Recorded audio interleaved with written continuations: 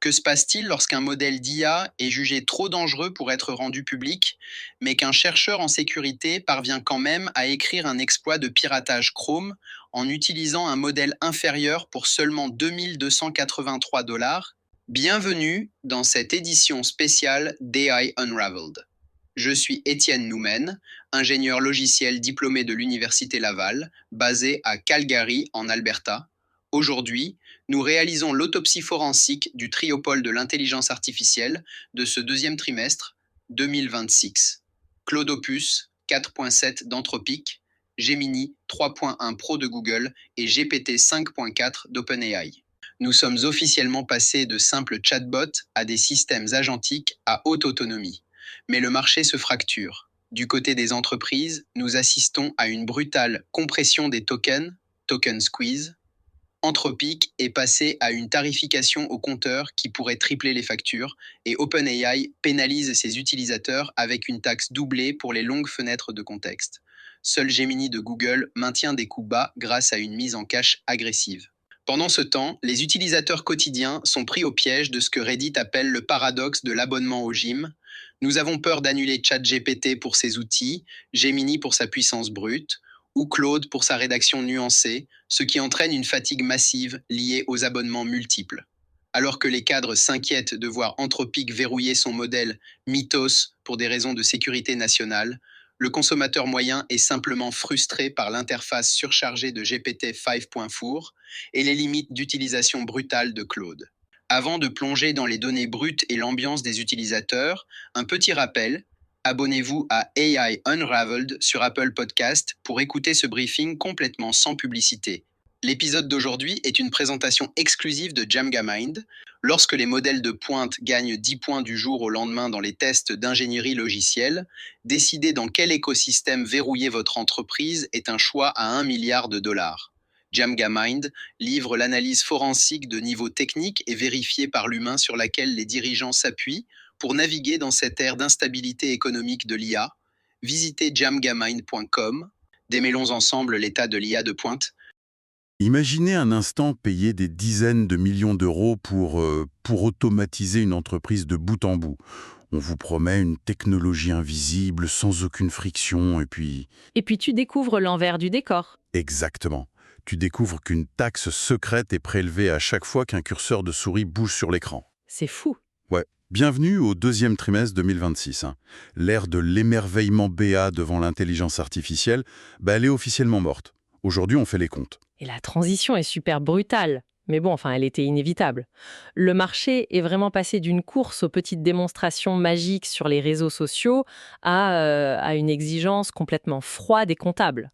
C'est devenu la norme, ouais. Totalement. On est entré de plein pied dans l'ère de la reliability as a service, donc la fiabilité en tant que service.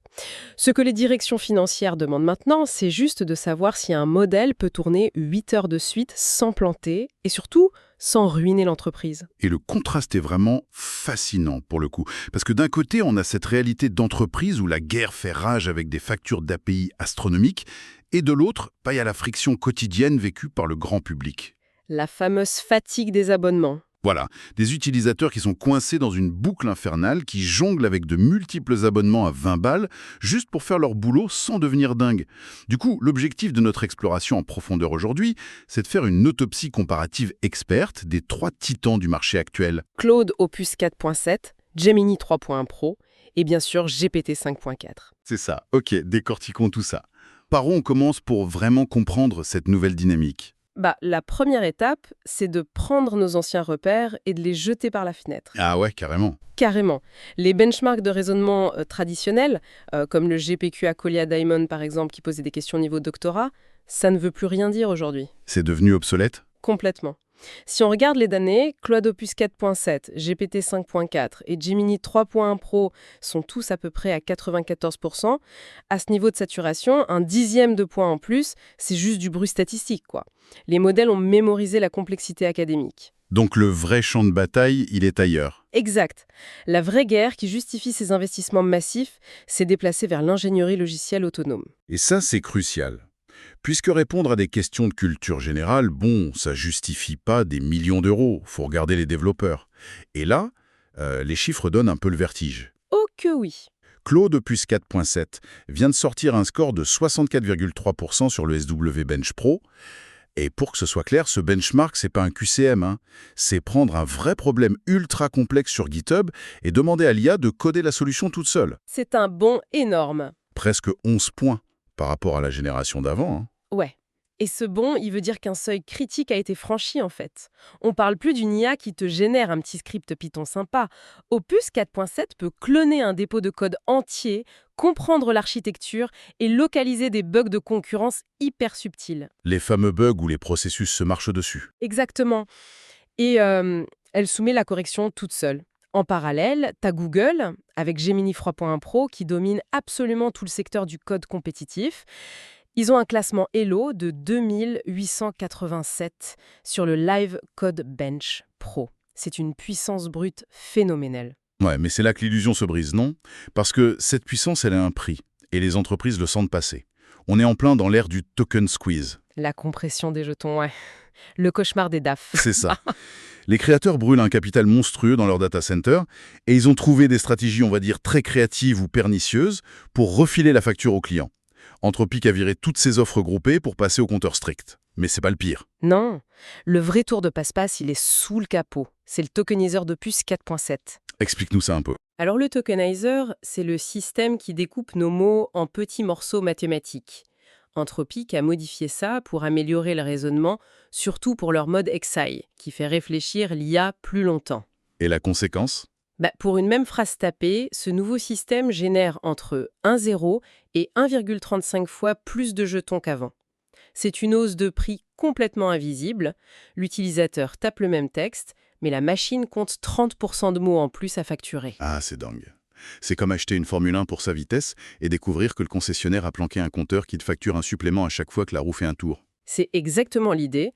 Et le plus fou, c'est qu'OpenAI fait un peu pareil avec GPT 5.4, mais eux, ils y vont avec une pénalité claire. Ils ont mis en place une véritable taxe sur le contexte long. Ouais, j'ai vu ça. Dès qu'un document dépasse les 272 000 jetons, la facture explose. Le prix fait x2 pour les données entrantes et x1,5 pour les réponses. Mais pourquoi ils font ça? C'est juste pour gagner plus? Il y a une raison mécanique. L'architecture utilise un mécanisme d'attention. Chaque mot doit être comparé aux autres. Et cette puissance de calcul, elle croît pas de façon linéaire, mais quadratique. Traiter 200 000 jetons demande exponentiellement plus de serveurs que 100 000. Leurs serveurs sont en train de fondre, en gros.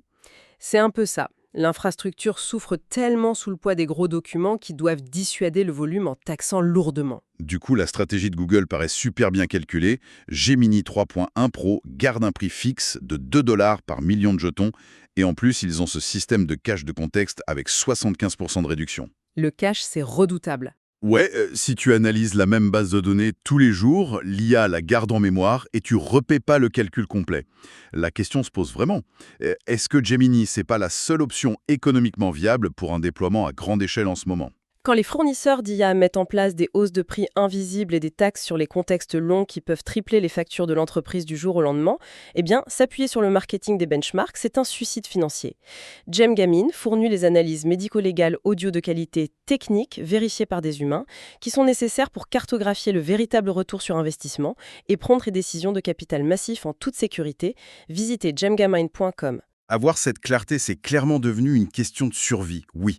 Mais il y a un autre truc, tout aussi opaque que les prix, c'est la sécurité. Les entreprises payent des fortunes, mais les versions les plus intelligentes sont cachées derrière des murs infranchissables. Ouais, le fameux Walled Garden. L'écosystème de la cybersécurité est devenu un immense paradoxe. Regarde Anthropic. Ils construisent une vraie forteresse numérique. Ils ont ce modèle ultra performant, Mythos. Réservé à l'élite? Exact. Strictement confiné, accessible uniquement via le Project Glasswing, avec des boîtes comme CrowdStrike. L'argument, c'est que Mythos est tellement avancé qu'il agit comme une machine à trouver des Zero Days. Alors, pour ceux qui ne maîtrisent pas, une faille Zero Day, c'est une vulnérabilité tellement nouvelle que même les créateurs du logiciel ne la connaissent pas. Donc aucun patch n'existe. Avoir une IA qui invente ça sur demande, bon, ça justifie de la cacher. En théorie, ouais. Mais cet argument a un peu volé en éclats récemment. Ah, l'anecdote du chercheur Tree. Oui, un chercheur en sécurité n'a même pas essayé de toucher au modèle secret Mythos. Il a juste utilisé Claude Opus 4.7, la version grand public, qui est censée être bridée et sûre. Et qu'est-ce qu'il a fait? Il l'a laissé le modèle autonome et il lui a fait coder un exploit fonctionnel pour Chrome. Le pire, c'est que cette cyberattaque générée par Opus fonctionnait sur la propre application de bureau d'Anthropic. C'est fou ça. Et les détails sont dingues. Le modèle n'a pas écrit le code parfait du premier coup. Il a bouclé, il a testé, échoué, corrigé ses erreurs des milliers de fois tout seul. Le chercheur l'a juste regardé faire. La patience artificielle. Exactement. Et la facture à la fin, 283 $ d'API et 2,3 milliards de jetons brûlés. Donc le danger, c'est pas juste les modèles enfermés, c'est la persistance de ces modèles publics. Et c'est la faille de l'approche d'Anthropic. En face, OpenAI a une vision radicalement opposée avec GPT-5.4 Cyber. C'est un modèle délibérément cyberpermissif. Au lieu de bloquer chaque requête par peur, il baisse les barrières de censure pour aider les chercheurs. Mais ils encadrent ça, j'imagine. Oui, avec des protocoles KYC rigoureux, le Know Your Customer. Il faut prouver son identité, son affiliation. Il contrôle l'humain, pas la machine. Ça fait réfléchir. Est-ce qu'Anthropic veut vraiment protéger le monde en cachant Mythos ou c'est juste l'ultime coup de pub? Parce que bon, pour faire signer un chèque à un conseil d'administration, faire peur avec des scénarios cyber-apocalyptiques, ça marche à tous les coups. Verrouiller un produit parce qu'il est trop dangereux, c'est génial en marketing. Écoute, essayer de naviguer dans cette guerre des modèles à 3 voies en se basant sur la hype de Twitter, c'est une faute professionnelle. Faut arrêter de collectionner les applications bêta toutes brillantes et commencer à déployer une véritable infrastructure. Étienne a audité le marché pour la communauté AI Unraveled. Rendez-vous sur dejamind.com/toolkit pour obtenir le AI Executive Toolkit. C'est une pile technologique privée, vérifiée, qui comprend des outils comme Chatbase et Eleven Labs, de vraies armes de niveau entreprise conçues pour générer un retour sur investissement réel et maîtrisé. Une vraie infrastructure, c'est la base, oui.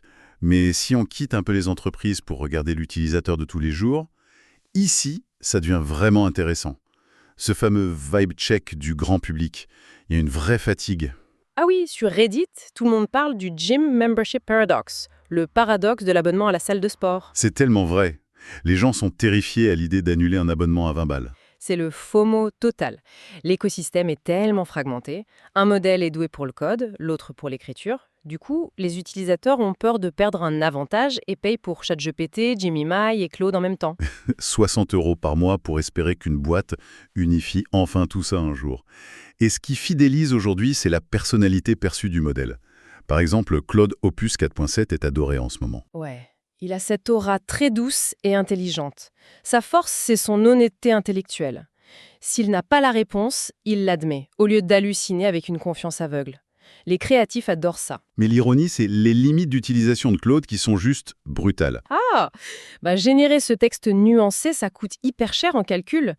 Donc, Anthropic bride sévèrement le nombre de messages. L'utilisateur se prend un mur en plein milieu de son flux créatif, c'est frustrant. Et de l'autre côté, tu as GPT 5.4. Sur les forums, on l'appelle la Lily of the Valley, le muguet. Magnifique mais toxique. Voilà.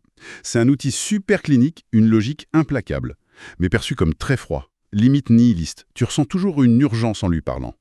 Mais au-delà du ton, c'est l'interface qui prend le plus cher. Le vibe check visuel, c'est un carnage. Ah, l'interface, c'est la traduction visuelle de la relation homme-machine. Et là, l'analyse des tableaux de bord, c'est le jour et la nuit. Complètement. Claude, c'est du minimalisme pur. Des jolis anneaux, une petite jauge crush sheet pour les jetons, ça respire. Gemini, très fonctionnel avec ses blocs violets et jaunes. Mais alors le dashboard de GPT 5.4 ? Un désastre ergonomique. Ils ont voulu faire de l'hyper-intégration. Le truc veut se lier à ton OS pour afficher tes données biométriques. C'est n'importe quoi. T'es là pour coder et l'interface te balance ton rythme cardiaque, ton score de sommeil et tes calories. Aucune hiérarchie. Sur Reddit, ils détestent ça, ils appellent ça le syndrome du cards on cards, des cartes empilées sur des cartes. Surcharge cognitive totale. Et justement, cette fatigue face aux fenêtres de chat pleines à craquer, ça déplace la guerre vers la prochaine frontière. Faire disparaître l'interface. Exactement, la bataille de la mémoire musculaire du bureau. L'intégration directe au système d'exploitation. Google a tapé fort avec son application Mac native Gemini pour macOS 15 Sequoia. Ah oui, le raccourci option plus espace. C'est pas juste un champ de recherche, ça. Non, c'est la fonction Share Window. L'IA a une vision sémantique. Elle lit le DOM de l'écran. Tu ouvres un tableau Excel super complexe, tu fais ton raccourci et Gemini voit tout instantanément sans que tu ailles à glisser un fichier. C'est une surcouche native. C'est l'assistant parfait et discret. Mais OpenAI contre-attaque d'une façon complètement différente, avec Codex, non? Eux, ils veulent carrément contrôler ton écran. Ils transforment GPT 5.4 en super agent d'arrière-plan. En gros, l'IA prend sa propre souris fantôme, elle clique, elle navigue, elle gère des tâches administratives. Donc je peux écrire un script sur mon écran principal et pendant ce temps, le modèle lit mon Slack, trie mes urgences et met à jour mon Notion en tâche de fond. Ouais, en parallèle. Et leur taux de réussite de 75,1% sur Terminal Bench montre qu'ils sont largement en tête là-dessus. Mais ça pose une vraie question. Qui va gagner cette guerre ultime? Est-ce que l'utilisateur veut un outil intégré au système, comme un simple raccourci clavier chez Google, ou est-ce qu'on est prêt à donner le contrôle total de notre curseur à une armée de travailleurs fantômes chez OpenAI? Dans cette économie du rug pull où on te tire le tapis sous les pieds avec des règles qui changent sans arrêt, le gagnant, ce n'est plus l'encyclopédie la plus intelligente. C'est celui qui offre la vraie reliability as a service, celui qui plante le moins pendant 8 heures de travail autonome sans faire exploser le budget avec des taxes cachées. Et pour finir, qu'est-ce que tout cela signifie au fond? Si la norme, c'est de déployer des super agents d'arrière-plan capables de bosser la nuit de façon autonome, qui peuvent te lâcher une facture de 2000 $ en essayant de résoudre un seul bug, la question c'est plus quel abonnement à 20 $ il faut garder. C'est plutôt, dans ce nouveau modèle économique, est-ce que c'est nous qui gérons l'IA ou est-ce que c'est l'IA qui vient d'emboîcher notre carte de crédit? Abonnez-vous à AI Unraveled sur Apple Podcasts pour toujours écouter complètement sans publicité. Voilà qui conclut notre analyse forensique du paysage de l'IA de pointe de ce deuxième trimestre 2026. Le signal stratégique d'aujourd'hui est la fiabilité comme service, reliability as a service. Nous avons dépassé la phase du tourisme des benchmarks. Le vainqueur de cette guerre de l'IA n'est plus le modèle qui sait le plus de choses.